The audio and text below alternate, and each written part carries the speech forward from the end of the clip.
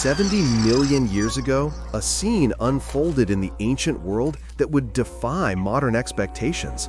A demon toad, a creature of immense size and terrifying appetite, consumed a small dinosaur. You heard that right, a frog eating a dinosaur. The little dinosaur's mother, a formidable hunter in her own right, was utterly helpless against this swift and brutal act, frozen by shock and a primal fear. Its remaining siblings, witnessing the horror, trembled in terror, their small bodies convulsing in silent despair. So, what kind of frog was this, capable of such a monstrous feat? How could an amphibian achieve such fierce and unexpected results in an age dominated by reptilian giants? And, perhaps most fascinatingly, are their descendants still around today, carrying on this improbable lineage? Let's delve into this incredible story together. The unfortunate prey was a fierce dragon, a type of small dinosaur whose teeth, though diminutive compared to the behemoths of the era, were as sharp as steel needles, capable of easily penetrating a crab's chitinous body.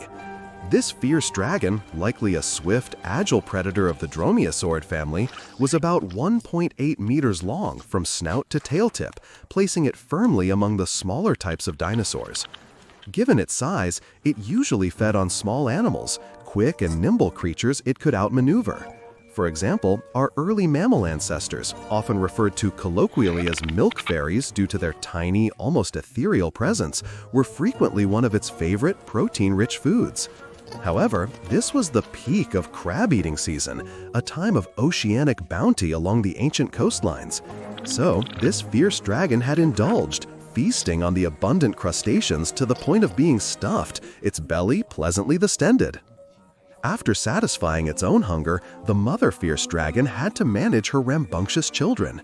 Her few cubs were initially quite timid, still clumsy and inexperienced, entirely reliant on her for protection and sustenance. They currently lacked the hunting prowess to forage or take down prey alone, so they could only rely on their mother to feed them leftovers, regurgitated morsels, or newly caught victims. It was just an ordinary day at first, a lull in the constant struggle for survival. However, in the vast tapestry of life, all young animals, regardless of their species, share a common trait. Some children are always full of boundless curiosity, pushing boundaries and testing limits. One particularly adventurous cub, its tiny mind captivated by the scuttling forms on the beach, set its sights on those succulent crabs, darting away from its mother's watchful eye. But the crab, for all its awkward appearance, was surprisingly nimble. After chasing the elusive crustacean for a while, the fierce dragon mother, sensing potential danger and growing increasingly agitated, started warning her offspring with sharp chirps and low growls. After all, in this age dominated by giant beasts, where danger lurked behind every tree and beneath every wave, the living conditions for small dinosaurs were precarious at best. Every moment outside the nest was a risk. But the curious child, emboldened by its chase, didn't listen at all, its instinctual drive for play overriding its mother's warnings. As a direct result of this youthful recklessness, the shocking scene at the beginning occurred. This is where the cunning demon, or scientifically Beelzebufo ampinga, the devil frog, enters our narrative. This creature was one of the largest frogs in history, a monstrous amphibian that looked less like a frog and more like a gargantuan warty boulder with a mouth. If you stretched it out completely, its impressive length exceeded 1 meter, from its formidable snout to its hind legs. It also possessed an astonishing bite force and explosive power, strength comparable to, if not exceeding, that of those very dinosaur cubs it preyed upon. Its camouflage was impeccable, allowing it to lie in wait, a living trapdoor in the muddy terrain. The little dinosaur, oblivious to the hidden danger, had stumbled directly into its kill zone. With a sudden, explosive lunge, the demon toad had ensnared its prey, its massive jaws clamping down with astonishing force. The swiftness of the attack left no room for escape. However, this cunning demon, basking in the fleeting triumph of its latest kill, seemed arrogant now, perhaps bloated by its successful predation. Little did it know, its reign of easy feasting was about to end. Soon, it would face the most destitute and challenging moment of its incredibly long life. 1 year later, the lush landscape of this area had transformed, having just passed through a long and brutal drought. The once verdant vegetation was parched, the rivers reduced to trickles, and the mud, once soft and inviting, had cracked under the unrelenting sun. Yet, driven by the instinct for survival and the memory of past bounty, those fierce dragons, led by the grieving mother, returned once again to their former hunting grounds, desperate for any sign of life. Of course, with the appearance of the warden, our cunning demon also made its entrance, drawn to the same dwindling water sources. It was evident that it had enjoyed a good year, its body noticeably rounded out, its belly distended from plentiful meals. So much so that its sensitivity and agility had decreased significantly. Its bulk made it less stealthy, less responsive. After failing to hunt for sustenance in the parched landscape, it was not overtly sad, for this time its primary goal was not food. Instead, it was driven by an even more fundamental instinct to find a mate and ensure the continuation of its formidable species. This mating process for the devil frog is quite serious and ritualistic. The male would attract nearby counterparts through special deep sound frequencies, a resonant bellow that vibrated through the air and ground. Standing immersed in the soft mud could amplify its sound waves, turning its body into a natural resonating chamber. The resulting deep, resonant sound was quite penetrating, traveling surprisingly far across the desolate landscape.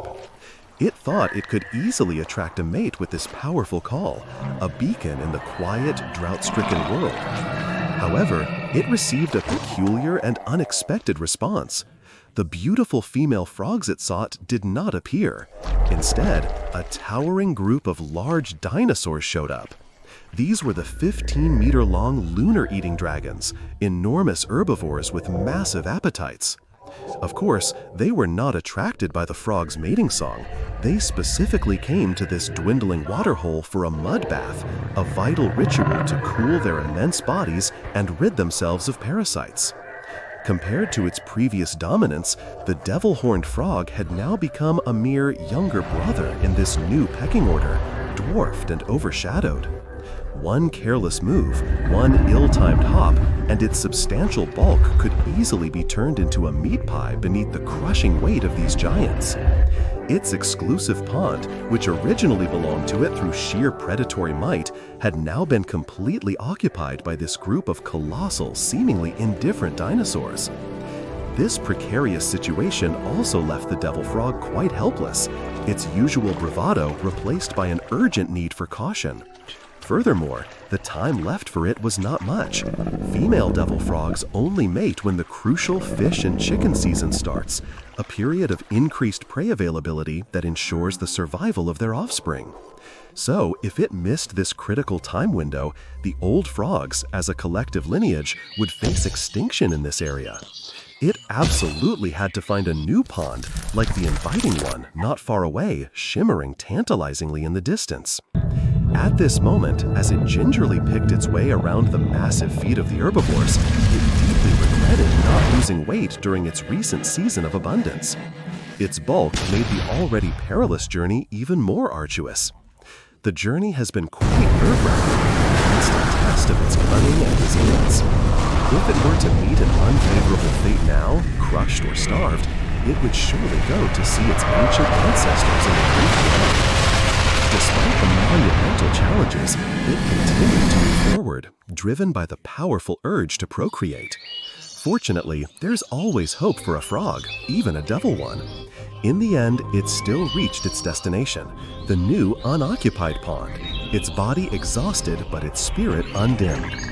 However, at this crucial time, it had also been discovered by smaller, more observant creatures, the mudmen, smaller dinosaurs, or perhaps early mammals observing from the periphery, who still had 3 fragments of a pattern, recognizing the notorious Beelzebufo.